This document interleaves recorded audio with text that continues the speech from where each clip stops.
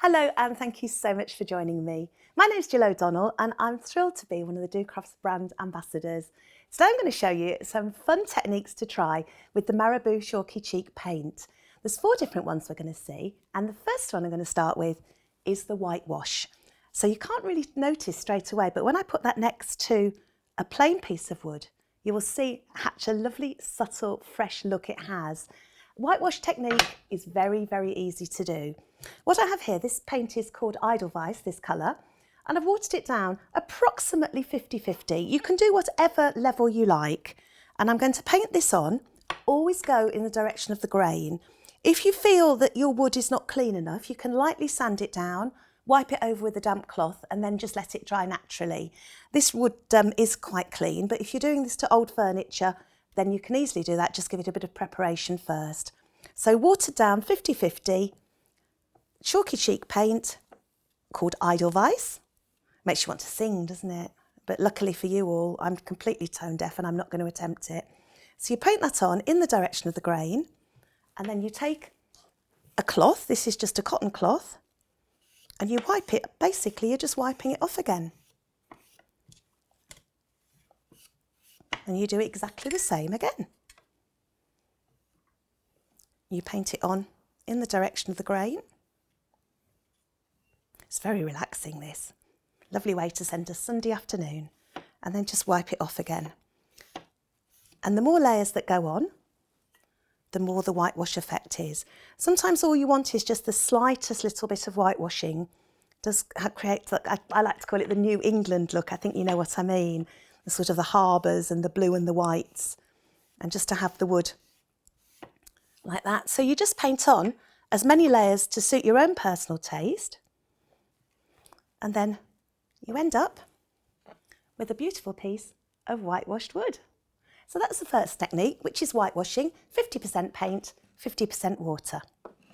The second technique is called the dry brush technique, or I also call it faux distressing. You can see here we've got what looks like a distressed piece of wood, but there's actually no sanding involved in this one at all. That's coming later. With this one, I've painted on 1 layer of lagoon, which is this paint here. I've let that dry for about 15 minutes. Then I've painted a layer of Edelweiss on top of that and let that dry. I haven't added any wax, just left it as it is. Then I want you to get a dry brush and you go back to your first colour again. In this case, this was the lagoon. You put a little bit of the paint onto the glass mat, and you just want to put the tiniest amount on your brush. You can get rid of most of it. Just want a tiny bit. Then when you've got a little bit of that, you just do some strokes.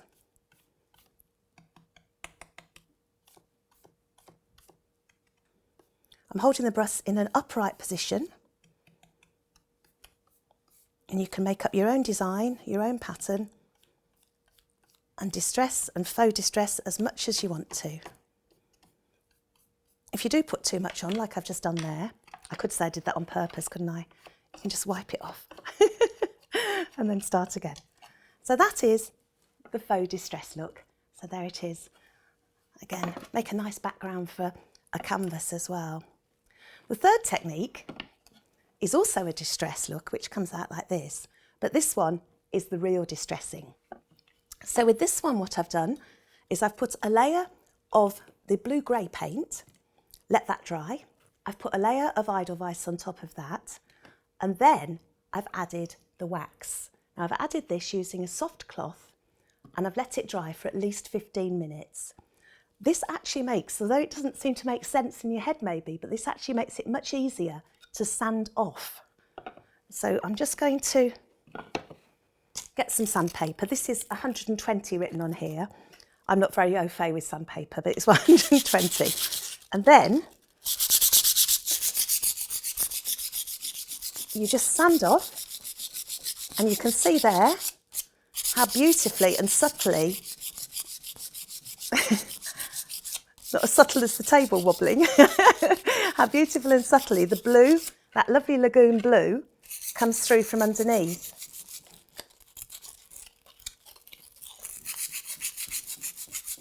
There, you see? That's just quite spectacular.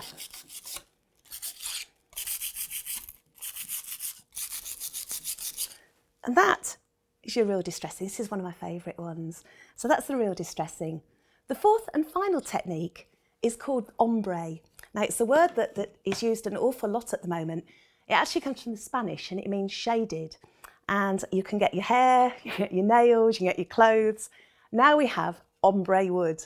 So what I've done with this one is I've used the same colour, which is the grey blue, and the middle section I've added about 50% white, and then for the top section about 75% white. And I'm going to show you the method for actually applying this to get this lovely subtle ombre look. So to create the ombre effect, I'm going to take a clean piece of wood and I'm going to use the grey blue. So the first layer is going to be pure grey blue. So I'm just going to squirt some of that onto my mat and make sure that I've got enough of it. And I'm just going to take my brush, and they recommend you have 3 different brushes for this technique. I'll take the brush and I'm just going to paint on approximately 1/3 in the blue, so just normal painting. To create the ombre technique, you do an effect which is called feathering, and it works best wet on wet paint. And whereas I'm painting going this way, to do the ombre technique, you have the brush upright and you go upwards like this. Now I find it's very strange this, but you might find it a useful tip. I found going upwards like this, I found very easy to do as an ombre technique. But trying to come downwards, I was useless. So if you do think you're struggling, then maybe work out whether or not you're better off going up or going down. So that looks really lovely like that, but I'm going to put a second colour on now, so I'm going to spoil it a little bit. So this time I'm going to add about 50% white, or Edelweiss. I'll take some of that blue and mix it in. Need to get a happy medium between not enough, so it looks the same colour, and too much, so it looks the same colour as the third one. So I'm thinking this is looking quite nice. It's not as dark, but you can certainly still see the grey-blue colour in there. And now I'm just going to link this on with the feathering effect going upwards.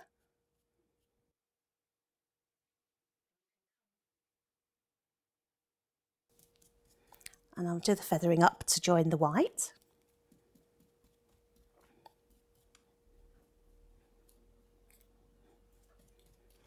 And then our final colour is going to be just the pure white.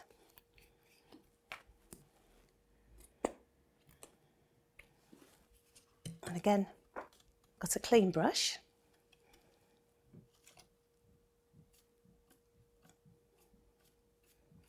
And holding the brush upright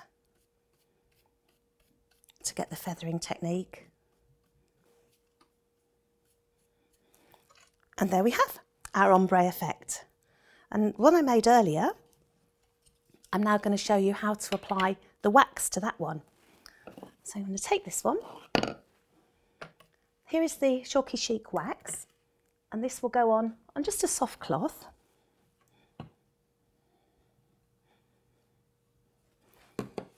And it goes on very easily. There's some waxes you can buy, make it very, very difficult to go on. This is going to protect it, so you can use it, get knocks and bumps, and it's not going to affect it at all.